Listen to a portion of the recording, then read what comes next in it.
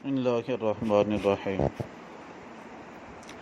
ان الحمد للہ والصلاة والسلام علی من لا نبی بعد اما بعد۔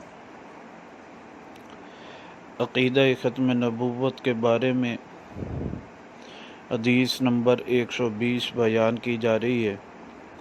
یہ حدیث مبارکہ الخصائص الکبریٰ جلد نمبر 1 صفحہ نمبر 132 پر موجود ہے۔ حضرت مجاہد رحمہ اللہ اس روایت مبارکہ کو نقل کرتے ہیں۔ نبی پاک صلی اللہ علیہ وسلم نے فرمایا انا محمد و احمد، میں احمد ہوں، محمد ہوں اور احمد ہوں۔